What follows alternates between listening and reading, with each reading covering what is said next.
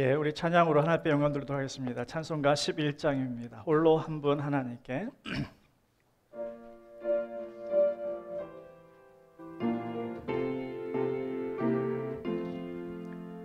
홀로 한 분 하나님께 전하 만민 경배하라. 만국 왕을 다스리고 온 세상 만민 기르신다.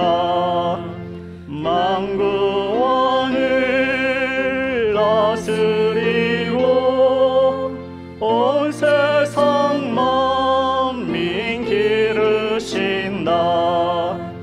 독생 성자 예수님께 모든 죄인 회개하라. 세상 만민 구원하고 놀라운 은혜 베푸신다. 세상 만민 구원하고 놀라운 은혜 베푸신다. 보혜사 성령님께 모든 죄를 맡기어라.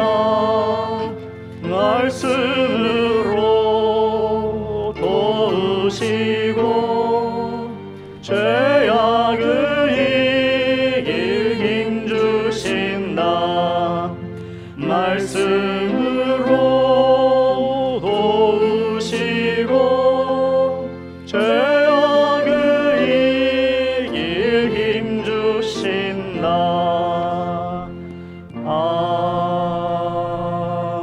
아멘. 네, 이어서 95장 나의 기쁨 나의 소망 되시며 찬양 드립니다.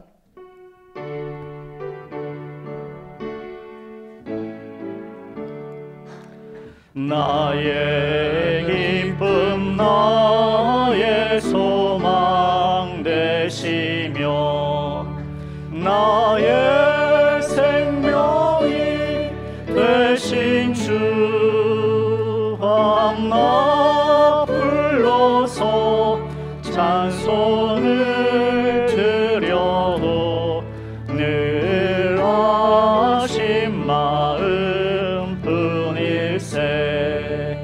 나의 사모하는 선한 목자는 어느 꽃다운 동산에 양의 무리와 늘 함께 하셔서 기쁨을 함께 하실까. 길도 없이 거친 넓은 들에서 갈 길 못 찾아 애쓰며 이리 저리로 헤매는 내 모양 저 원수조로 하도다. 깊게 자비롭고 화평한 얼굴 모든 천사도 반기며 주의 놀라운 진리의 말씀에 전지가 받아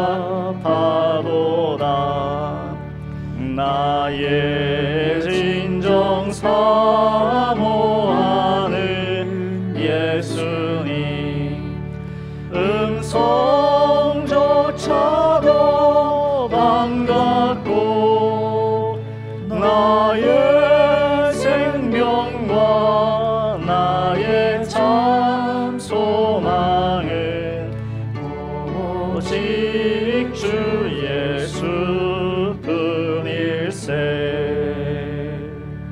아멘. 네, 이어서 445장 태산을 넘어 혼곡에 가도 찬양.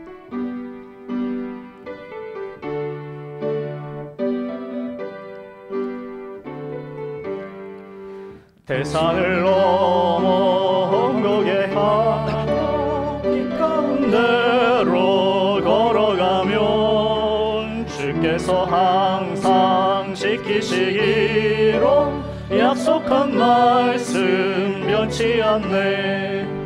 하늘의 영광 하늘의 영광 나의 맘속에 차고도 넘쳐 할렐루야를 힘차게 불러 영원히 주를 찬양하리.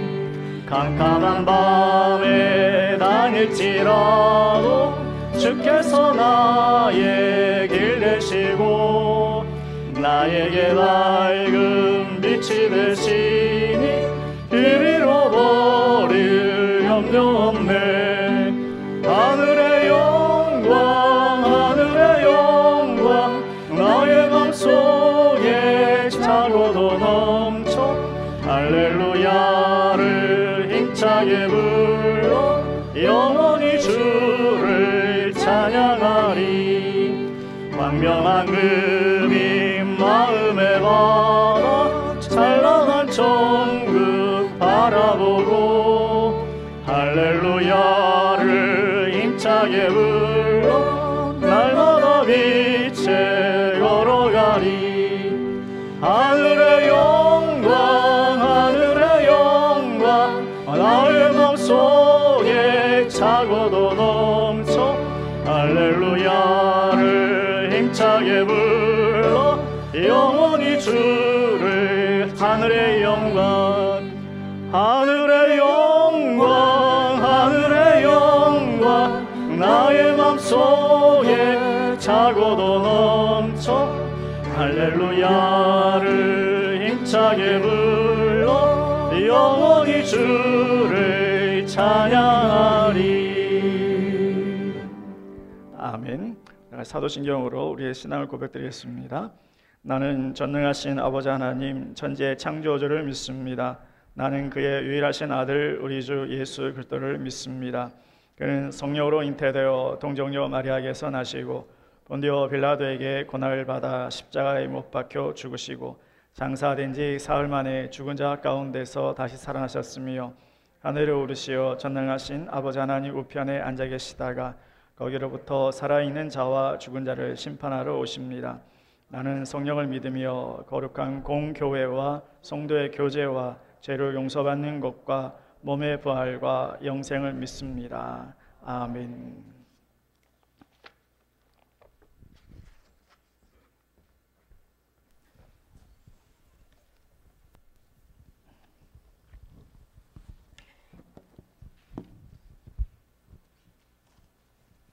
기도드리겠습니다.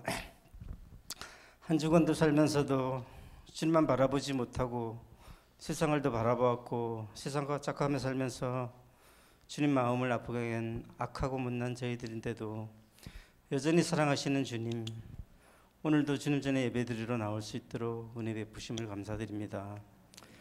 주님 앞에 모든 죄 내려놓고 용서받게 하시고 또 온전한 마음으로 예배드릴 수 있도록 성령님 은혜를 더하여 주옵소서. 주님의 은혜가 아니면 단 하루도 한순간도 살아갈 수 없는 저희들입니다. 세상에 우연은 하나도 없고 모든 것이 하나님의 통치하심이며 은혜인 줄 믿습니다. 우리 모두가 주께서 베푸시는 은혜를 체험하며 또 감사하며 살아갈 수 있는 믿음의 사람 다 될 수 있도록 성령님 도와주옵소서. 아멘. 우리 죄 때문에 죽으시기까지 한 그 사랑에 보답할 길도 없고 힘도 없습니다. 그렇지만 늘 주님을 바라보며 우리가 걸어가는 목표가 주님이기를 원합니다. 세상에서 재물도 없고 지위와 명예도 필요합니다. 그렇지만 그 모든 것들이 주님을 위해서 또 이웃을 사랑하며 하나님의 기쁨을 위하여 쓰기를 즐거워하는 믿음의 성도가 다 될 수 있도록 성령님 도와주옵소서. 아멘. 때로는 또 넘어지고 고달프고 힘든 광야를 만나더라도 그때 내가 하나님께 부르짖고 기도하며 하나님을 만날 때임을 잊지 않도록 은혜를 더하여 주옵소서. 아멘. 우리를 부르신 것도 믿음을 주심도 구원까지도 우리의 노력이나 애씀이 하나도 없이 전적으로 하나님의 은혜임을 고백합니다. 우리가 그 은혜를 잊지 않고 감사함으로 주님을 따라가고 또 주님의 기뻐하심을 위하여 애쓰고 힘쓰며 어렵고 힘든 작은 자 하나에게 선한 일을 한 것이 하나님께 한 것이라고 했던 것을 기억하며 주님이 그랬던 것처럼 섬김의 모습을 기쁨으로 감당하는 성도들 다 되기를 원하며 간절히 기도드립니다. 세상은 점점 더 어려워지고 상식도 하나하나 깨어지며 무너지고 안타까운 뉴스들도 채워지고 있습니다. 한치 앞을 예측할 수 없는 정치와 경제, 사회 상황입니다. 주여 용서하여 주시옵소서. 성경 속의 모든 나라들이 망할 때 보여지는 상황과 똑같습니다. 우리 믿는 자들이 더 정신 차리고 나라와 교회를 위하여 또 성도들을 위하여 중보기도 하며 예수님의 향기를 낼 수 있는 저희들 다 될 수 있도록 도와주옵소서. 아멘. 나라의 이정자들을 주장하여 주옵소서. 자신들의 이익보다 나라와 국민을 먼저 생각하고 섬기는 일꾼들로 바꾸어지도록 주님 역사하여 주옵소서. 아멘. 교회 지도자들이 이제는 더 이상 부끄러운 모습으로 주님의 이름을 더럽히지 않도록 도와주옵소서. 또한 다음 세대를 위하여 기도합니다. 1등을 하기 위하여 애쓰는 것보다는 나에게 주어진 달란트가 무엇일까 깊이 생각하며 주님의 일꾼으로 어디에서 무엇을 하든지 그 모든 것들이 하나님이 우리에게 주신 달란트임을 믿고 최선을 다하는 또한 그 부르신 곳에서 늘 항상 예배자의 삶이 더 귀한 것임을 믿고 감사하며 기도하는 마음이 따뜻한 다음 세대가 되도록 주여 도와주옵소서. 아멘. 우리 하나님 나라의 증인으로라는 말씀으로 들고 단위에 세우신 이우재 교수님 성령께서 주장하여 주시고 또 그 말씀으로 인하여 새롭게 결단하며 살아가기를 열심히 하는 큰 은혜의 시간 되기를 원하며 하나님이 기뻐 받으시는 성령 충만한 시간 되기를 원하며 우리를 대신하여 죽으시고 부활하신 예수님 이름으로 기도드리옵나이다. 아멘.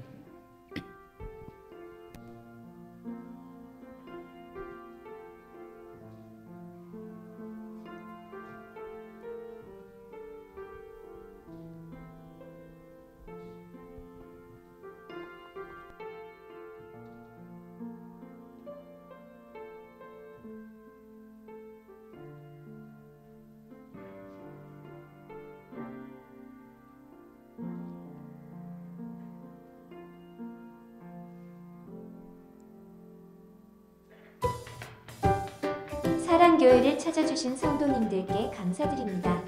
교회 안내나 등록을 원하시는 분들은 도와드리겠습니다. 코로나 바이러스 극복을 위해 예방수칙을 지켜주시고 함께 기도해 주시기 바랍니다. 코로나 바이러스 확산 방지를 위해 예배 참석 인원을 40명으로 제한합니다. 수요, 금요, 주일 모든 예배는 본당과 유튜브 생방송으로 함께 드릴 수 있습니다. 주일 오후 1시 30분에 본당에서 연합기도회가 진행됩니다. 한마음으로 함께 기도할 수 있기를 소망합니다. 오늘 말씀은 신학교수 초청 2번째로 백석신학대학원 이우재 교수님께서 하나님 나라의 증인으로 라는 말씀 전해주십니다. 은혜 받는 시간 되시기를 소망합니다. 다음 주는 조성돈 교수님께서 말씀 전해주십니다. 6월 19일 교회 청소는 9월 단석지역입니다. 청소는 11시부터 시작됩니다. 황준호 성도, 박조희 성도 자녀 황지호 아기의 돌감사 예배를 6월 19일 토요일 오후 6시 30분에 드립니다. 장소는 주보를 참고해 주시기 바랍니다. 생명의 샘과 5월 6월호가 준비되어 있습니다. 자유롭게 가져가시기 바랍니다. 오늘도 말씀 가운데 은혜 받기를 소망합니다. 축복합니다. 네, 감사합니다. 광고 하나가 더 빠졌는데요. 우리 박종 성도님 지난주 아드님 박대성 형제 결혼시켰는데 우리 축하해 주셔서 감사하다고 오늘 떡을 준비해 주셨습니다. 나가실 때 받으시고 귀한 새 가정을 위해서 기도해 주시길 부탁을 드리겠습니다. 박대성 이혜영 부부입니다. 오늘 말씀은 사도행전 1장 6절로 8절 말씀입니다.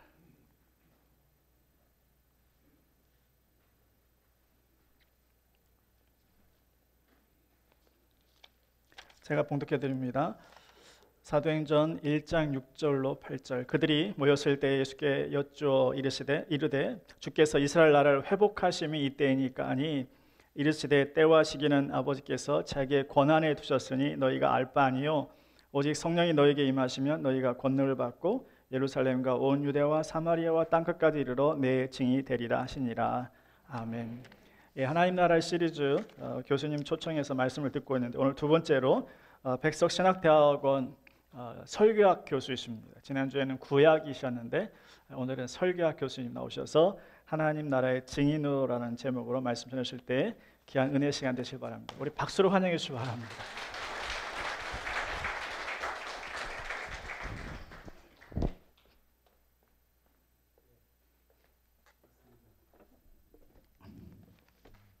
귀한 기도해 주셔서 감사드립니다. 우락부락하게 생기셨는데요. 기도는 주로 있었고 마음을 움직이는 기도. 오래전으로 기억이 됩니다. 삼성역에 가시면 코엑스몰로 나아가는 자리에 연결 통로에 벽면에 붙어 있었던 광고를 기억합니다. 세계 지도가 있었는데요. 그 세계 지도가 거꾸로 뒤집혀져 있는 것이었습니다. 사실 세계 지도는 지금의 모양으로 우리 가운데 이렇게 나타나지 않아도 된답니다. 거꾸로 뒤집어도 아무 상관이 없다고 하는데 그 세계 지도를 만든 사람들이 유럽 사람들이라 그래요. 그래서 유럽을 중심으로 세계 지도를 지금의 모습으로 만들어 놓았다. 그 세계 지도를 거꾸로 뒤집어 놓으니까 세계의 중심이 대한민국인 것이 이렇게 드러나게 되었습니다. 그래서 거기 이런 슬로건이 무역협회에서 이런 슬로건을 걸었던데요. 대한민국이 세계의 중심에 서 있다는 자신감을 가지고 힘차게 세계로 나아가는 무역인이 되자. 특별히 젊은이들에게 그런 이야기를 하는 것을 한번 본 적이 있습니다. 한마디로 고정관념, 우리들이 갖고 있는 편견을 넘어서면 세계가 보인다라고 하는 이야기가 되겠습니다. 오늘 사도행전 1장 6절에서 8절 말씀에서 우리가 좀 들여다보려고 하는 주제도 바로 이것입니다. 편견을 넘어가는 이야기. 편견에 사로잡힌 제자들에 대한 교정의 말씀으로 사실 이 말씀이 들어와 있다는 것을 우리가 기억할 필요가 있겠습니다. 예수님께서 승천하시는 즈음에 제자들이 그들이 가졌던 고정관념, 그들이 가졌던 편견을 노출시킵니다. 이스라엘 나라를 회복하심이 이때입니까? 그런 편견에 대하여 예수님께서 때와 기한은 아버지께 속하 있고 오직 성령이 임하시면 권능을 받고 예루살렘으로부터 땅끝에 이르게 될 것이다. 이렇게 말씀해 주고 있는 것이죠. 그래서 이 말씀이 그저 6장 8절로 이렇게 설교될 것이 아니라 앞에 있는 편견에 대한 교정의 말씀으로 들어와 있다라고 하는 것을 기억하는 것이 매우 중요한 부분입니다. 편견을 어떻게 넘어설 것인가. 많은 이들이 이 땅을 살면서 편견에 휩싸여 있습니다. 눈이 작은 사람은 뭐 독하다. 예를 들어서 이런 눈이 작으니까 좀 독하다. 뭐 이런 편견들을 우리가 가지고 있는 것이지요. 그리고 그 편견에 사로잡힌 인생들은 자기의 사람과 또 다른 사람들의 차이를 자기와 다른 이들의 차이를 차별의 근거들로 만들어 놓고 있는 것을 보게 됩니다. 그래서 견고한 철옹성을 건설해서 그 편견을 깨트리려고 하지 않고 자신의 편견 안에서 살아가고 있는 것을 보게 됩니다. 제자들이 바로 그런 편견의 사람들이었고 예수님 공생애 내내 예수님은 이런 편견을 깨트리려고 제자들을 교육하셨음에도 불구하고 여전히 그 편견은 아직도 깨어지지 않은 것이었습니다. 그들이 뿌리 깊게 가지고 있었던 편견은 이스라엘 나라의 회복에 대한 편견이었습니다. 정치적이고 민족적 해방과 독립을 예수 그리스도를 통해 이루어내겠다. 외세로부터 독립한 자유 이스라엘을 이제 만들어 내려고 하는 의도를 가지고 예수님을 그들은 한 생애 동안 쫓았던 거죠. 3년 반이라는 시간 동안 그런 목적의식을 가지고 쫓았고, 예수님은 내가 그런 일들을 위해서 온 것이 아니고 내 나라는 그런 나라가 아니다. 세상의 정치적인 어떤 독립과 해방을 위한 나라가 아니다라고 말씀하셨음에도 여전히 주님이 이제 성령이 임할 것이고 또 주님의 승천의 역사들을 이제 제자들 앞에서 이루어내시는 마지막 고별 무대에서 그들은 여전히 이런 편견의 자신들의 가치들을 드러내고 있는 것을 보게 됩니다. 매우 민족주의적이고 유대주의적인 범주 안에서 그렇게 하나님의 나라를 이스라엘 나라의 회복으로 국한시키고 있는 것입니다. 그런 사람들에게 지금 성경은 이스라엘 나라의 회복을 위해서 내가 온 것이 아니고 하나님의 나라를 위해 왔다는 것을 분명히 다시 한번 강조해 주심으로 하나님의 나라가 또 어떻게 건설되어지게 되는가, 하나님 나라의 건설 방법과 특별히 하나님 나라의 범위들에 대하여 이야기를 하고 있는 것이죠. 그래서 7절 말씀을 다시 한번 주목해 보시면 빼앗기하는 아버지께서 자기 권한에 두었으니 너희가 알 바가 아니요. 그리고 이제 그 유명한 8절에서 오직 성령이 너희에게 임하시면 너희가 권능을 받고 예루살렘으로부터 온 유대 사마리아 땅 끝까지 이르러 내 증인이 될 것이다. 편협한 하나님 나라에 대한 제자들의 가치를 깨트려 주시면서 그들의 편견을 넘어서게 하시는 메시지를 지금 주시는 거죠. 두 가지를 좀 염두에 둬야 될 것 같은데요. 여기에서 하나는 하나님의 나라의 범위, 하나님 나라가 어디까지 이제 펼쳐져야 되는가 하는 문제인데, 또 하나는 하나님 나라가 임하는 방식의 문제. 하나님의 나라가 영적인 나라이기 때문에 이 땅에 하나님 나라가 임할 때 어떤 방식으로 임하게 되는가 하는 문제들, 이 두 가지 문제가 이제 매우 중요한 이슈가 되겠는데요. 하나님 나라의 범위의 문제는 사실 우리가 지금 이 짧은 시간에 다 다루기가 힘들 것 같고요.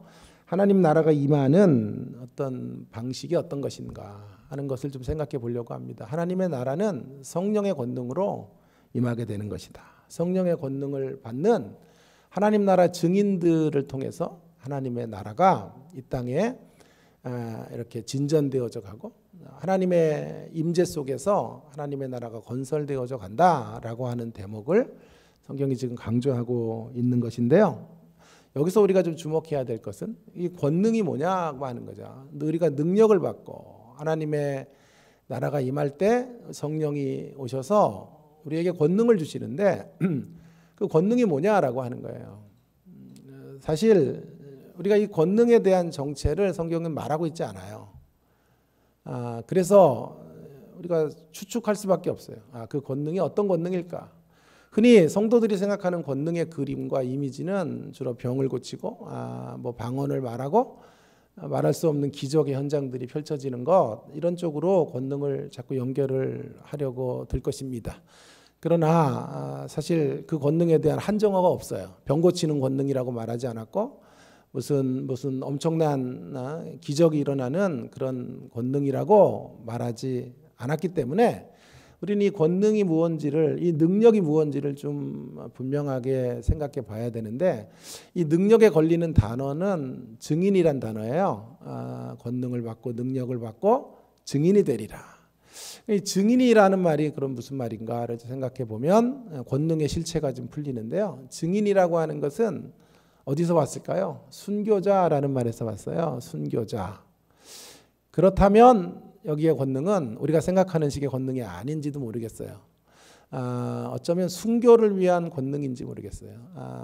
순교를 위한 권능이라고 하는 거, 순교는 한 두 가지 정도의 순교가 있겠죠. 하나는 우리의 목숨을 드리는 순교가 있고 또 생활의 순교가 있거든요. 예수 믿고 이 땅에 살아가는 삶의 고통의 시간들이 다 순교적 삶이거든요. 뭐 일제 치하에서 내 목숨을 던져서 신앙을 지키는 것도 순교이겠지만 우리 대부분 그런 순교할 수 없거든요.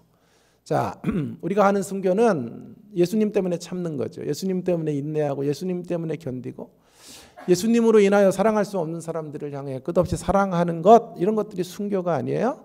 자, 그런 의미의 순교자라는 말에 이 권능이란 말이 능력이란 말이 걸려요. 그래서 여기 두 가지를 정리해 본다면 성경에서 말하는 권능을 받고 할 때 그 권능은 기사를 행하고 표적을 행하는 것 포함될 수 있죠. 귀신을 쫓아내는 것도 물론 그 안에 포괄될 수 있습니다만은 그것은 권능의 외적인 어떤 표징으로 나타나는 것이고요. 이 권능, 이 능력의 실체는 한마디로 말한다면 증인의 길을, 하나님 나라의 증인의 길을 걸어가는 데 있어서 그 일들을 이루어낼 수 있는 어떤 에너지와 동력인 거예요. 그 에너지와 동력이 뭐냐 하면 순교의 길을 향한 에너지, 또 하나님을 향하여 생활 속에서 참고 인내하고 희생할 수 있는, 결국 예수님의 십자가의 길을 걸어갈 수 있는 하늘의 힘을 공급받게 되는 거죠. 그 능력으로 땅끝에 이르러야 한다라고 하는 것입니다. 그렇게 본다면 사도행전에서 말하는 능력이라고 하는 건 고난의 길, 희생의 길, 십자가의 길을 가기 위한 그런 위로부터 내려주시는 강력한 힘이라고 말할 수 있을 것입니다. 특별히 편견이죠. 편견. 사람들이 증인의 길을 걸어갈 때 앞에 놓여져 있는 수많은 편견들을 넘어서는 능력.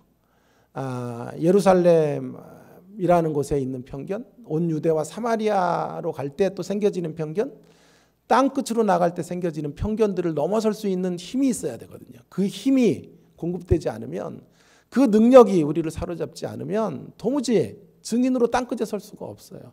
그런 능력을 성경이 지금 말해주고 있는 겁니다. 있는 것이지요. 고정관념과 편견을 넘어설 수 있는, 장벽을 가뿐히 뛰어넘을 수 있는 그런 파워, 다이너마이트와 같이 폭발력 있는 힘을 공급받아야 하나님의 나라를 이 땅에서 건설해 갈 수 있다라고 하는 것을 말해주고 있는 것입니다.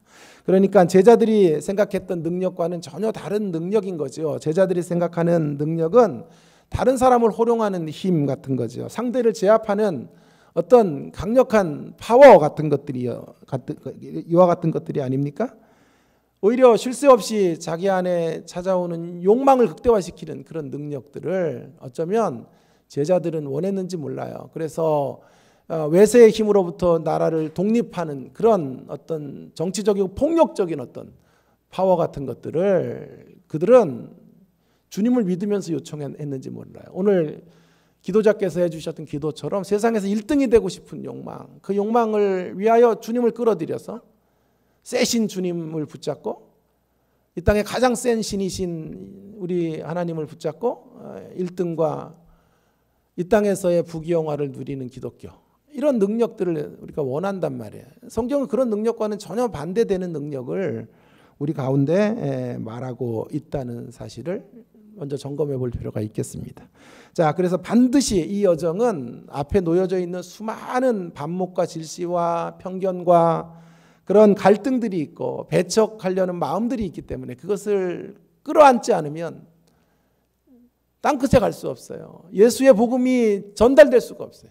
그래서 바로 그런 능력을 하나님께서 주실 것이고 그 능력을 소유한 자들이 하나님 나라의 증인으로 이 땅을 복음화시키는 역사, 이 땅에 그리스도의 계절이 오게 하는 놀라운 일들을 펼쳐내게 될 것이다 라고 하는 것을 말씀해 주고 있는 것입니다. 자, 그러면 조금 더 구체적으로 한 두 가지 정도로 나누어서 한번 생각해 보려고 하는 것은요, 그 능력이 이렇게 펼쳐지는 이제 길들이 어떤 길인가. 먼저는요, 위로부터 내려주시는 능력을 가지고 우리가 하나님 나라의 증인의 길을 걷기 위해서 먼저 필요한 건 예루살렘이라는 장벽을 넘어서야 한다. 예루살렘을 넘어서는 장벽, 그 예루살렘이라는 장벽을 넘어서는 능력을 가져야 한다라고 하는 것입니다.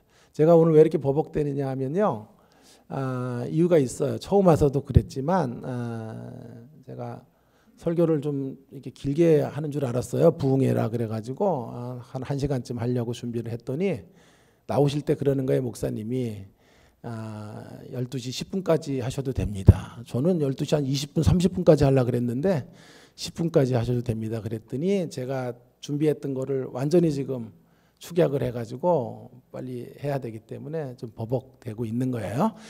핑계 아닌 핑계를 이렇게 대봅니다. 자, 여러분, 제일 먼저 능력을 가지고 우리가 넘어가야 될 영역은 어디냐 하면 예루살렘을 넘어서야 되는 것입니다. 예루살렘, 성령이 너희에게 임하시면 권능을 받고 능력을 받고 예루살렘을 넘어서는 거죠. 예루살렘을 먼저 넘어서야 되는데, 예루살렘은 어떤 곳이냐 하면 예수님의 사역이 찬란하게 완성된 곳이에요. 예수님이 죽으시고 예수님께서 부활하신 것, 그것이 예루살렘인 것이죠. 그러니까 하나님 나라의 이야기가 이제 제자들을 통해서, 사도들을 통해서 이어져 가는데 예루살렘으로부터 출발하는 게 당연한 거예요. 하나님의 승리의 역사로부터 출발하는 거예요. 우리는 이겨놓은 싸움들을 싸우는 거거든요. 이기기 위해서 싸우기 전에 이겨놓은 자들로 이미 승리가 보장된 자리에서 우리는 세상을 향해 나아가는 사람들. 할렐루야. 자, 그런 사람들이기 때문에 승리가 보장된 예루살렘으로부터 걸어가는 것이라고 예루살렘을 풀어도 되겠습니다. 예수님 편에서 예루살렘은 십자가를 지나 승리와 영광으로 나아간 장소를 의미하기 때문에 그렇습니다. 그러나 또 다른 편에서 좀 생각해 본다면, 이제 증인으로 걸어가야 될 제자들의 편에서 바라보면 예루살렘은 어떤 곳입니까? 예루살렘은 실패의 장소예요. 치욕이 있는 장소예요. 그들이 주님을 3번이나 부인하지 않았습니까? 너무도 구차한 자신들의 목숨을 구가하기 위해서 그렇게 자신의 너무도 소중한 스승을 송두리째 내팽겨 친 곳, 그것이 바로 예루살렘인 거죠. 수치의 땅이에요. 상처로 얼룩진 장소라고 말할 수 있겠습니다. 꺼내기 싫은 우리 안에 있는 내면 깊숙한 곳에 붕대로 동동동 이렇게 징징징 감아놓은 그 문제가 바로 예루살렘인 거예요. 여러분, 증인으로 우리가 걸어가기 위해서는, 하나님 나라의 증인으로 하나님 나라의 통로가 되기 위해서는 제일 먼저 어디서부터 우리가 극복해내야 되냐 하면 내면의 문제, 내면의 장벽으로부터 승리의 역사가 펼쳐지기를 간절히 바랍니다. 제자들 안에 있는 내면의 상처들, 열등의식들, 그 안에 아픔들, 남들에게 꺼낼 수 없었던 그 깊고 깊은 어떤 사연들, 그것이 바로 예루살렘의 문제입니다. 그 예루살렘의 문제가 성령의 능력으로 치유될 때, 내적인 치유가 우리 가운데 펼쳐지게 될 때, 비로소 우리는 그리스도를 우리의 입술로 증언하는 첫 자리를, 첫 걸음을 띄게 되는 것입니다. 제가 좋아하는 설교자 중에 존 오트버그, 물론 최 목사님 그 다음 좋아하지만 어쨌든 존 오트버그라는 설교자가 지은 책 중에 우리 만나면 힘이 납니다 라는 책이 있는데, 사실 그 원 제목은요 그런 뜻이 아니고요, 이런 뜻이에요. 원 제목은 모든 사람은 정상이다. 언제까지? 당신이 그들을 알 때까지 정상입니다. 이런 책인데요, 그런 책의 원명이 어떻게 번역이 희한하게 됐어요. 우리나라로. 우리 만나면 힘이 납니다. 이렇게 막 밑도 끝도 없이 번역이 됐는데, 자, 그 책의 제목이 암시해 주는 것처럼 우리 모두는요 알 때까지만 정상이에요. 깊이 알아보세요. 결혼해서 알고 나면요, 너무 달라.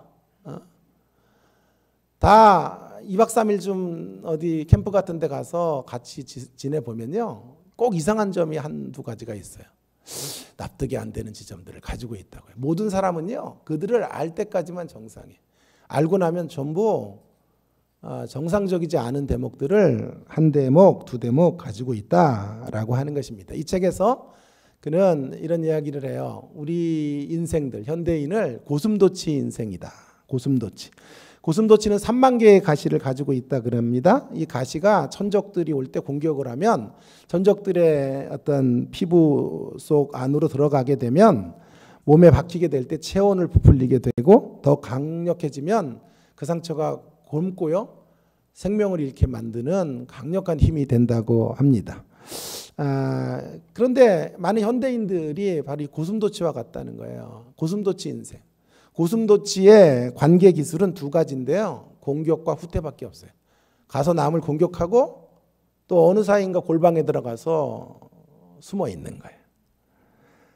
바늘을 바짝 세우든지 꽁무니를 빼든지 둘 중에 하나라고요. 우리 그렇게 산다고요. 왜 그래요? 상처가 많아서 그래요. 상처가 많아서 우리 예루살렘의 문제를 신앙생활을 오래 해도 처리하지 못하기 때문에 상대가 조금 한마디 권면해 주는 것도 삼키지 못해요. 그래서 가서 찌르고 공격하고, 그리고 또 자기가 공격한 것 때문에 또 자격지심 같은 걸 가져서 또 골방 속에 들어가서 목사님 신방 올 때까지 저 교회 안 갑니다. 그리고 또 괜히 스스로 찌르고 지가 또 삐져가지고 골방에 문을 걸어 잠그는, 이런 고슴도치형 인생을 우리가 살고 있다는 거예요. 그래서 제일 먼저 중요한 건 우리의 사역이 언제나 내부의 문제, 내면에부터 시작해야 돼요. 내면을 고치고 그다음에 내부를 고치고 그리고 외부로 땅끝으로 가는 거예요. 그래서 제일 먼저 나오는 게 어디예요? 예루살렘의 문제. 스승을 버리고 부인했던 그 수치의 장소, 생각하면 생각하기도 싫은 아픔의 시간들을 꺼내야 돼요. 그 시간들을 치료받아야 돼요. 성령이 임하셔서 우리의 내면이 그렇게 성령의 강력한 빛 가운데 치료되어지고, 그래서 우리 안에 있는 어둠이 물러가고 우리 안에 있는 상처들이 회복되는 놀라운 역사가 일어나기를 바랍니다. 4.5와 5 이야기 여러분 많이 회자되는 이야기인데 아시죠? 4.5가 늘 5를 만나면 기가 죽었다 그러잖아요. 왜냐하면 난 4.5인데 쟤는 5니까. 그래서 은매 기죽어였는데 어느 날 4.5가 당당해지고 막 5 앞에서 고개를 쳐들더래요. 그래서 5가 야, 너 왜 뭔 일이 생겼어? 인사도 안 하고 왜 이렇게 당당해졌어? 그랬더니 내가 그래 보이냐? 그랬더니 그렇다고 5가 얘기를 한 거예요. 그래서 무슨 일이 있었냐? 비밀을 말해봐. 그랬더니 4.5가 얘기했대잖아요. 내가 점을 뺐어. 그래가지고 4.5에서 점을 빼니까 45가 된 거예요. 할렐루야. 그래가지고 45가 되니까 이게 5는 상대도 안 돼. 5는 상대도 안 되고 야, 내가 45야 꺼져. 이렇게 된 거죠. 여러분 열등의식에 시달리시거든 점을 빼시기를 부탁을 드립니다. 저도 점을 싹 뺐어요. 그랬더니 2번 점 뺐더니 이제 얼굴을 쳐들고 다닐 수 있게 되더라. 여러분 우리 안에 있는 내면의 문제, 열등의식의 문제, 이 장벽을 넘어설 때 우리는 비로소 주님의 나라의 증인으로 이 땅을 살아갈 수 있게 되는 것입니다. 다음으로 한 가지 더 생각해야 될 대목은 뭐냐 하면 이제 우리가 위로부터 내려주시는 권능을 받고 증인의 길, 하나님 나라의 증인의 삶을 살아가기 위해서는 온 유대를 지나 사마리아와 땅끝의 장벽을 넘어서야 한다. 온 유대와 사마리아와 땅끝을 넘어서는 문제. 예루살렘으로 인하여 내 내면이 치유받고 4.5에서 45의 자의식을 가지고 이제 5 앞에서 기죽지 않고 당당하게 있는 모습 그대로 수술되어져서 우리의 내면이 어두움에 휩싸여 있던 우리의 내면이 밝은 하나님의 은혜의 빛 아래서 새로워지고 나서 이제 가야 될 걸음은 먼저는 온 유다입니다. 온 유대니까 친족들, 동족들이 있는 곳이니까 내부로 가는 거죠. 내면에서 이제 내부에 그리스도의 복음을 전하는 자리로 가고 사마리아로 가면요. 사마리아는 어떤 곳입니까? 사마리아는 정통파 유대인들이 개와 돼지처럼 여겼던 사람들이에요. 사람으로 취급하지 않았던 대목이니까 그들은 내부에서 외부로 가는 거예요. 외부를 넘어 그 다음에 이제 땅끝은 로마였거든요. 로마를 향해 땅끝을 향해 가는 이러한 여정으로 능력을 받아서 나아가야 한다라고 하는 것을 성경이 지금 말하고 있는 것입니다. 여러분 온 유대는 지역색 같은 걸 넘어가는 거거든요. 내가 경상도에서 태어났으면 이제 호남 분들과 함께 또 교회를 이루어야 되고 반대로 호남이면 영남을 또 끌어안아야 되고 또 이렇게 자기들이 갖고 있는 지역의 편견들을 넘어서는 이야기, 그런 한계들을 뛰어넘어야 돼요. 능력이 있어야 돼요. 하나님의 능력이 우리 가운데 임해야 이걸 뛰어넘을 수 있거든요. 고향을 묻지 않고 학연을 묻지 않고 출신을 묻지 않고 하나가 될 수 있는 거예요. 그런 장벽들이 이 땅에 곳곳에 드리워져 있단 말이에요. 그 장벽을 성령의 권능으로 허물어뜨리는 우리가 되기 바랍니다. 족보에 창념하지 말고 그렇게 그리스도의 복음의 능력으로만 온전히 하나 되고 복음의 정신으로만 유대인과 이방인이 남녀가 나이와 신분과 지위고하를 막론하고 복음으로 그 모든 것들을 허물어뜨려 하나 되는 역사가 일어나기를 간절히 바랍니다. 그래서 온 유대로 가는 거죠. 사마리아로 가면요, 이제 더 큰 내부의 문제 정도가 아니라 이제 외적인 장벽들을 만나게 되는 것입니다. 사마리아는 혼혈아들이죠. 그래서 정통파 유대인들이 이방인들과 결혼한 혼혈족들이기 때문에 정통인 유대인의 어떤 이런 명맥을 이어왔던 사람들은 사마리아 사람들에 대하여 매우 불쾌한 감정을 표출했고 사람으로 취급하지도 않았던 그곳으로 나아갑니다. 여러분, 그곳으로 나아가면, 증인들이 나아가면 어떻게 되겠습니까? 그런 상처들이 있으니까 그 사람들이 반목하겠죠. 질시하겠죠. 소금 던지게 소금 뿌리겠죠. 재수없어 기독교인들 꺼져 라고 말하겠죠. 지금도 여러분 십자군 운동으로 가장 큰 피해를 본 나라는 터키가 아닙니까? 터키 사람들은 예수의 이름으로 예수를 믿을래 죽을래? 예수 안 믿겠다 그래서 수없이 많은 사람들이 죽었다고요. 그 상처로 인해 지금도 기독교에 대하여 그들은 마음의 문을 열지 않아요. 만약 그들에게 우리가 나아가서 복음을 전한다고 해보세요. 어마어마한 장벽 앞에 놓여지지 않겠습니까? 그들에게 무슨 병자를 고치는 능력이 있다고 그들이 돌아오겠습니까? 귀신이 쫓겨나는 역사가 있는다고 돌아오겠습니까? 아니요. 그런 것 가지고 그들의 상처난 마음들을 치유해 줄 수가 없어요. 그리스도의 깊은 십자가의 사랑으로 또 인내하고 또 참고 또 견뎌내는 이런 일들을 지속적으로 계속해 갈 때만 터키의 민족들이 돌아오는 역사들이 일어나게 되는 것입니다. 그래서 그 장벽을 넘어서는 문제, 반목을 넘어서고 미움을 넘어서고 갈등을 넘어서서 사마리아로 가야 되는 거예요. 사마리아. 그리고 끝내 어디로 갑니까? 땅끝으로 가는 거예요. 땅끝으로 나아가야 돼요. 땅끝. 그 땅끝은 어디입니까? 땅끝은 로마예요. 로마로 가야 돼요. 로마는 그 당시에 미국이에요. 세계를 제패한 나라. 저는 코로나19가 터지고 미국이 가장 큰 피해를 입고 있는 것을 보면서 이렇게 교만하더니 저놈들 잘 됐다 그런 생각도 살짝 했는데, 미국이 제일 크게 백신을 제일 먼저 이렇게 만들어 가지고 세계에 보급하는 걸 보면서 역시 미국이다. 역시 미국을 따라갈 나라가 없구나. 세계 최강대국이구나 라고 하는 것을 다시 확인하게 됐고 깊이 회개하게 되었습니다. 여러분, 그래서 함부로 말하면 안 된다 이런 얘기를 꼭 드리고 싶은데, 자, 그 당시에 세계를 제패한 나라, 힘의 나라가 로마예요. 로마가 땅끝이었는데 사도 바울이 생각했던 땅끝은 로마였죠. 그 땅끝에 이르러야 돼요. 여러분, 힘을 가진 사람의 특징이 뭔지 아세요? 자존심을 꺾지 않아요. 자기 자존심이 구겨지는 거, 돈을 써서라도 자존심을 세우죠. 그들은 돈이 풍족한 사람들이니까, 물질이 넉넉한 사람들이니까 자신의 재력을 다 풀어서라도 자신의 명분을 세우는 사람들, 절대로 누구 앞에 비굴해지지 않으려고 하는 사람들이 힘 있는 사람들의 특징이에요. 거만하고 오만하죠. 이게 힘 가진 사람들이에요. 그게 장벽이에요. 성령의 능력이 임하면 그런 장벽을 뛰어넘어가게 돼요. 오만하니까 저런 더러운 놈들, 그리고 발길을 돌리면 안 돼요. 끝까지 그런 인생들도 아직도 십자가의 정신이 들어가지 않아서 저런 것이다 라고 생각하고 끝까지 그들을 그리스도의 사랑으로 녹여내는 능력, 그 능력을 주께서 우리에게 주시기를 바랍니다. 그 능력으로 땅끝 로마에로 나아가기를 간절히 바랍니다. 그 능력이 있을 때 넉넉히 그들도 감당해내는 사람이 되는 것입니다. 여기서 잠시 제가 땅끝에 대한 오해를 조금 좀 풀어보려고 그래요. 사도 바울이 갔던 땅끝은 여러분 어디입니까? 로마라 그랬죠. 저는 여러분에게 물을 때 항상 먼저 답을 드리고 물어요. 에?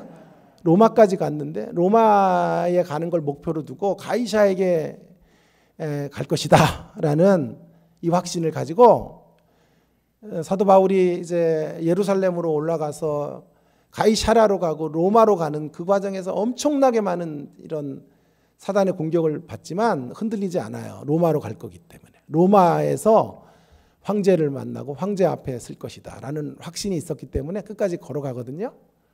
자, 그렇다면 사도 바울은 그가 품었던 땅끝은 로마였다고 사도행전에서. 물론 로마서에 가면 스페인까지 갔나 안 갔나는 또 많은 토론이 벌어져요. 아직 확정되지 않았어요. 그러나 사도행전 안에서는 분명해 보여요. 로마까지 가는 것이었고, 재밌게도 사도 바울이 로마 시민권자예요. 로마 시민권자로 로마로 갔다. 그가 생각한 땅끝이에요. 자, 오늘 우리의 땅끝은 어디인가를 한번 생각해 봐야 할 것 같습니다. 여러분, 우리의 땅끝을 자꾸 오해하면요, 오늘 문제가 좀 심각해지는데요. 오직 성령이 너희에게 임하시면 권능을 받고 예루살렘과 온 유대와 사마리아 땅끝, 땅끝을 만일 모든 나라, 모든 부족, 모든 족속에게로라고 정의를 하면 문자적인 이 땅에 전 인류 가운데 있는 모든 아프리카의 저 부시맨 뭐 디테일한 어떤 부족에게까지 복음이 증거되어야 주님이 재림하신다, 이렇게 생각을 흔히들 많이 하는데요. 그렇게 생각을 하면 문제가 좀 심각해져요. 어떤 문제가 심각해지냐 하면 아까 1장 7절에서 뭐라 그랬어요? 이스라엘 나라를 회복하심이 이때입니까? 그랬더니 뭐라고 대답했습니까? 예수님께서 대답해 주셨죠. 때와 기한은, 때와 시기는 아버지께서 자기 권한에 주셨으니 너희가 알 바 아니요 그랬죠. 그죠? 그러니까 예수님이 언제 재림하시는지 때와 시기는 아버지께만 있다는 거예요. 예수님도 잘 모른다고 말씀하시는 거잖아요. 그러니까 우리가 함부로 때와 기한을 단정할 수 없는 거죠. 다미성교회 같은 데서 몇 월 며칠 주님이 재림하신다 이런 날짜를 1992년 그때 분명히 공포를 했죠. 그래서 공영방송에서 거기 예배 장소를 촬영도 했어요. KBS에서요. 재림하신다고 막 그날 막 박수치고 찬양하고. 안 해봤더니요, 고3 애들이 제일 많아. 이것도 공부하기 싫으니까 다 거기 가가지고 주님 재림하시네 해가지고. 웃질 않아요, 목사님? 어떻게? 어? 목사님 참 힘들게 해서 설교하시는데 웃질 않으시. 자, 그래서 그렇게 거기서 그런 모습으로 재림을 준비했지만 해프닝으로 끝났죠. 주님 재림하시지 않았죠. 그럼 안 된다는 거잖아요. 때와 기한은 아버지께 속해 있기 때문에 우리가 누구도 그것을 확정할 수 없다는 거죠. 어느 날 오신다 이렇게 말할 수 없다는 거죠. 자, 그러면 복음이 이렇게, 그럼 주님이 오시려면 어떤 일이 벌어져야 되냐 하면 복음이 전파돼야 돼요. 땅끝까지. 이 두 가지가 굉장히 갈등이 아니에요? 때와 기한은 아버지께 정했다고 말하면서 땅끝을 또 어디까지 정의하냐 하면 땅끝을 이 땅의 지구촌에 있는 모든 부족에게, 모든 종족에게, 단 하나의 부족에게까지라도 복음이 들어가지 않으면 그리스도가 안 오신다면 때와 기한은 우리가 안 해요. 올해는 안 되겠네요. 올해는 안 오시죠. 아직 부족 전 인종에게 복음이 안 들어갔잖아요. 못 오시네. 올해는요. 내년에도 힘들 것 같아요. 우리 생애가 끝나는 날까지 저 아프리카의 저 미개한 부족들, 각각의 부족들 안에 그들의 언어로 복음이 들어가기는 거의 불가능해 보여요. 도대체 이게 무슨 해석입니까? 도대체 인터컵 같은 사람들이 최근에 막 TV에 난리가 났죠. 코로나19 방역 안 하고. 이런 분들이 그런 이야기 하는 사람들 아니에요? 땅끝에 가야 된다. 그래야 주님 재림하시니까 지금 공부할 필요 없다. 어느 교회 집회 갔는데 거기 서울 의대 다니는 학생 하나를 의대 때려치고 선교 나가야 된다 그래요. 장로님, 수석 장로님 아들인데 교회가 풍지박산이 났어요. 왜 그래요? 땅끝에 이르러 가야 예수님이 재림하신다라고 생각하는 거 아니에요. 그러니 빨리 선교해야 된다는 거 아니에요. 말도 안 되는 얘기잖아요. 이게 본문을 잘못 푼 거예요. 땅끝이 뭐예요? 땅끝이. 땅끝이 만일 모든 부족에게 복음이 다 증거되는 것들이 마무리되는 것이라면 아마 한 세기가 지나도 예수님 재림하기 힘드실 거예요. 때와 기한은 우리가 충분히 알 수 있어요. 그럼 7절을 파괴하는 말씀이 되는 거예요. 그러면 땅끝은 뭘까요? 땅끝에 이르러야 된다는 것에 땅끝의 힌트를 우리는 사도 바울에게도 배워야 돼요. 사도 바울의 로마 시민권자로 그가 가장 애착을 가졌던 로마가 땅끝이에요. 그에게는. 거기가 힌트가 있다고 생각해요. 자, 땅끝에 이르러야 된다는 말은 문자적으로 확정할 수 있는 메시지가 아니고요. 이런 뜻이에요. 복음이 전 우주적으로 확장되어야 하고 범세계적인 영역으로 나가야 된다라는 뜻이에요. 그것이 문자 그대로 모든 족속을 전부 이 땅에 있는 부족들을 전부 통계로 내서 그 부족 모두에게 복음이 들어가야 된다는 뜻으로 해석하면 안 돼요. 그러면 그리스도의 재림을 우리는 우리 생애에서도 맞이할 수 없고 다음 생애에서도 그리스도의 재림을 맞이할 수 없어요. 자, 그러면 땅끝은 어딜까요? 땅끝으로 가야 되는데 땅끝은 어디인가요? 예, 땅끝은 자, 이렇게 제가 정의해 볼게요. 사도 바울에게는 땅끝이 어디였죠? 로마였죠. 우리에게 땅끝은 어딜까요? 저기 아프리카 부족에 선교 가는 거예요? 아니요. 여기가 땅끝이에요. 여러분 앞에서 시작했으면 여러분의 D가 땅끝이고 D에서 시작했으면 앞에 있는 분이 땅끝이에요. 오른쪽에서 시작했으면 왼쪽이 땅끝이고 왼쪽에서 시작했으면 오른쪽이 땅끝이에요. 그러므로 오늘 예배의 이 자리는 우리는 땅끝의 사람들을 만나는 자리예요. 우리 전후좌우 앞뒤가 우리의 땅끝이에요. 그곳으로 가는 거예요. 근데 못 가요. 그냥 능력이 있어야 가요. 사랑할 수 있는 사랑의 능력이 있어야 가요. 여러분 차라리 선교 나가는 게 쉬워요. 애기 셋 가지고 막 집에서 지지리 볶고 그 아이 키우는 게 더 어려워 선교지보다. 예? 연로하신 부모님들 손주들 보는 게 차라리 복음 아프리카 가서 선교하는 게 더 쉬워. 아멘 좀 하세요. 자, 더 쉽다고. 이럴 때나 좀 반란을 일으키지. 언제 반란해 며느리는. 그게 더 어려운 일이에요. 가까운 사람들 상처 주고 받고 이런 사람들에게 다시 가고 시부모님에게 다시 들어가는 거 이게 어려운 거예요. 남편 어제 부부싸움하고 오늘 들어가가지고 주님의 사랑으로 내가 미안해요. 뭐 이렇게 말하기가 더 어려운 거라고. 차라리 그럴 바에는 복음 들고 나가서 저 아프리카에서 복음 전하는 게 낫다니까요. 다음에 또 와야 돼 목사님. 왜냐하면 아멘 할 때까지 설교해야 되는데 아멘이 없어. 10분 다 되는 1분 남았는데도 아멘도 없어. 힘들겠어 목사님. 자, 그러므로 땅끝에 간다는 건 어려운 문제예요. 우리의 결심으로 안 돼요. 우리의 각오로 안 돼요. 배기 싫은 사람들 남편일 때가 많지. 배기 싫은 사람들 보면 3일 전에 먹은 밥알이 막 올라와. 그런 사람들을 그리스도의 사랑으로 끌어안는 사람들이 하나님 나라의 증인인 거예요. 그래서 여기서 말하는 능력은 정의하면 이거예요. 능력은 병 고치고 귀신 쫓고 뭐 기적 행하는 능력이라기보다는 사랑이에요. 사랑. 사랑의 능력을 주시기 원합니다.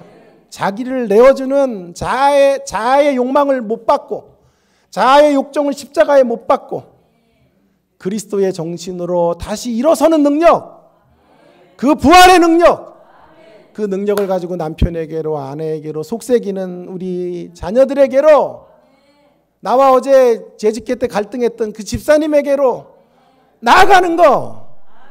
그래서 쳐다보기도 싫은데 옆에서 가서 할렐루야 하고 인사하는 것, 그것이 하나님 나라의 능력이에요. 그 능력으로 우리가 회복되기를 간절히 바랍니다. 여러분 10분까지 마치랬는데 1분만 더 할게요. 예? 목사님 절대 힘들게 하지 마세요. 그 강사 다시 부르지 마라 이런 얘기도 절대 하지 마시고. 자, 1분 정도 더 해도 되잖아. 1분 더 일찍 간다고 뭐 역사가 이루어져야. 자, 이런 현대판 능력의 사람, 땅끝에 쓴 능력의 사람의 이야기를 한번 하고 마치려고 그러는데, 여러분 아시는 것처럼 짐 엘리엇이라는 선교사님의 이야기를 아실 거예요.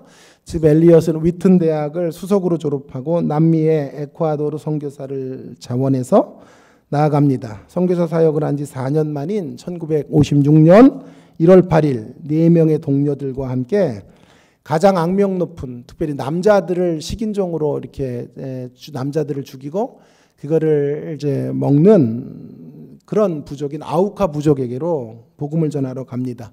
가서 창에 찔려서 죽습니다. 그때 짐 엘리엇 나이가 28입니다. 자, 제 이야기는 그 다음인데요. 그가 죽고 1년 후에 간호사 훈련을 받은 짐 엘리엇의 아내의 이름은 엘리자벳 엘리엇이에요. 엘리자벳 엘리옷이라는 여성이 다른 함께 죽은 선교사 부인들과 함께 남편을 죽인 아우카 부족으로 다시 간호사의 이름으로 들어간 거예요. 자신들의 정체를 숨기고 들어간 거예요. 근데 이 부족은 남자들은 죽여도 여자들은 죽이질 않아요. 그래서 그곳에서 5년간 헌신된 사역을 마치고 짐 엘리엇의 부인인 엘리자벳 엘리엇이 안식년이 되어 고국으로 돌아가려고 할 때 추장이 파티를 열어줍니다. 그러면 물어요. 당신들 누굽니까? 당신 누굽니까? 라고 묻자 짐 엘리엇 아내가 말해주지요. 5년 전에 당신들이 죽인 남자, 그 중에 한 사람이 제 남편입니다. 하나님의 사랑 때문에 제가 여기에 오게 되었습니다. 여러분, 그 감동적인 이야기로 아우카 부족 전체가 그날 예수 그리스도를 영접하게 된 것입니다. 더욱 놀라운 사실은 짐 엘리엇과 4명의 선교사를 죽인 키모라는 청년이 주동이었는데 그 키모라는 청년이 아우카 부족의 최초의 목사가 돼요. 그리고 그 목사에게 선교사님들의 자녀들 중에 2명이 세례를 받아요.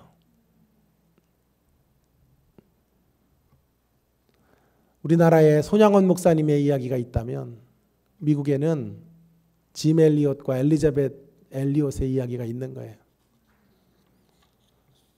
교회 역사에서 가장 아름다운 이야기 가운데 한 이야기. 여러분, 이 짐 엘리엇과 엘리자벳 엘리엇이 걸어간 그 길이 증인의 길이에요. 온갖 반목과 질시와 편견과 미움의 높은 장벽들을 사랑의 이름으로, 용서의 이름으로 넘어선 사람들, 그 사람들이 증인이에요. 그들이 걸어가는 걸음에 세상이 돌아오고 온갖 인생들이 항복하는 역사들이 펼쳐지게 되는 것입니다.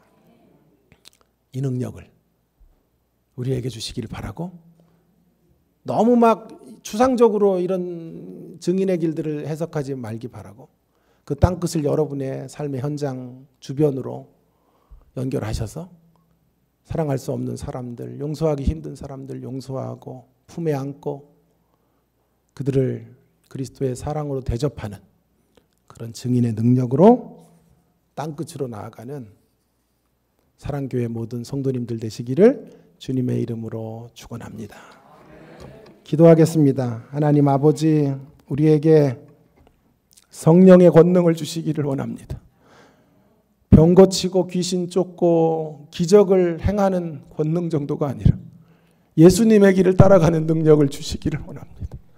사랑할 수 없는 사람들을 사랑하는 능력을 주시기를 원합니다.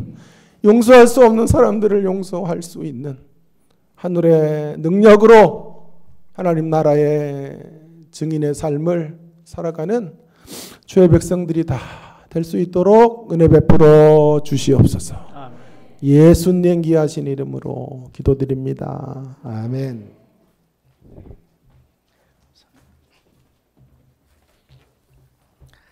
찬송가 347장 허락하신 새 땅에 찬양하시면서 준비한 예물 드리도록 하겠습니다.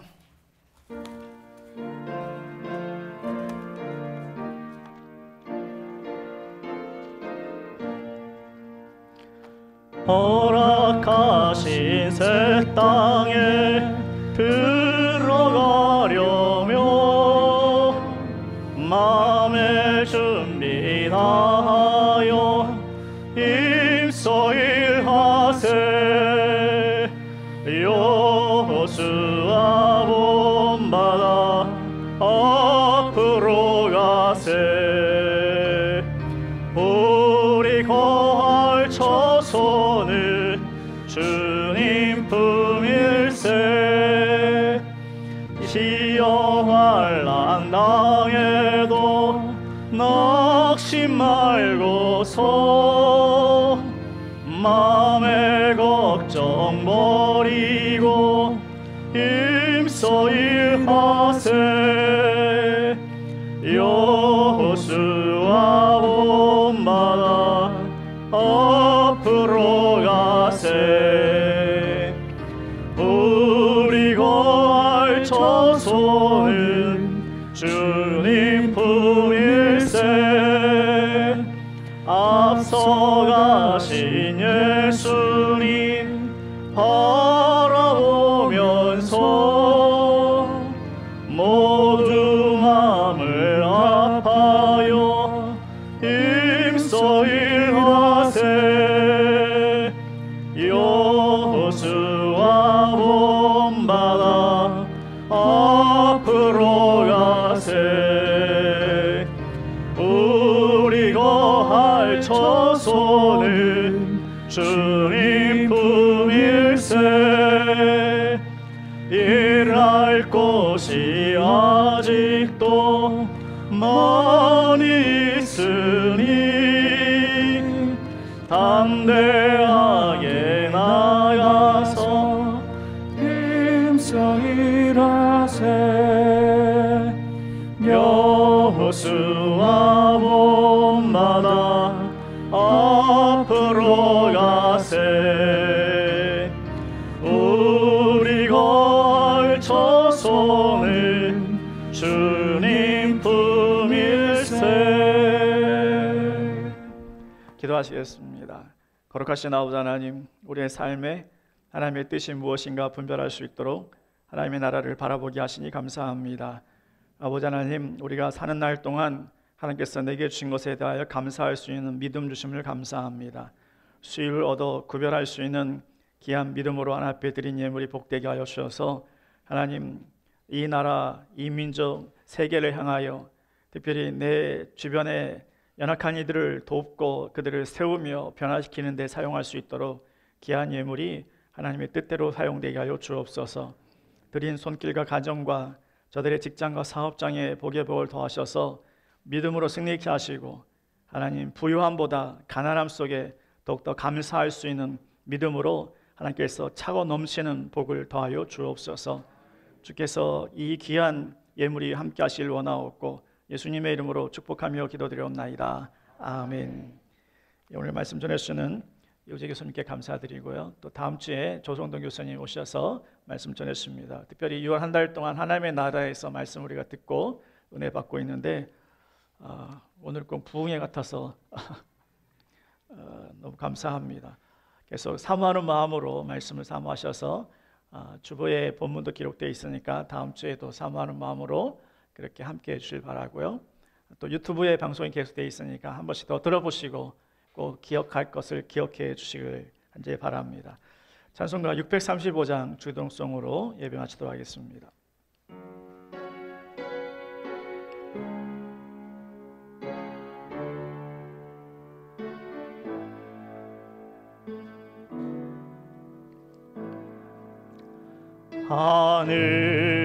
하늘에 계신 아버지 이름 거룩하사 주님 나라 임하시고 뜻이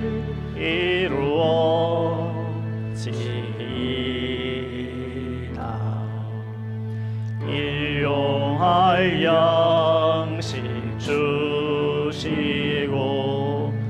우리들의 큰 죄 다 용서하옵시고 또 시험에 들게 마시고 악에서 구원하소서.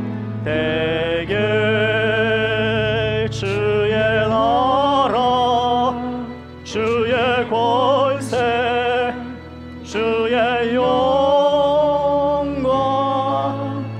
영원히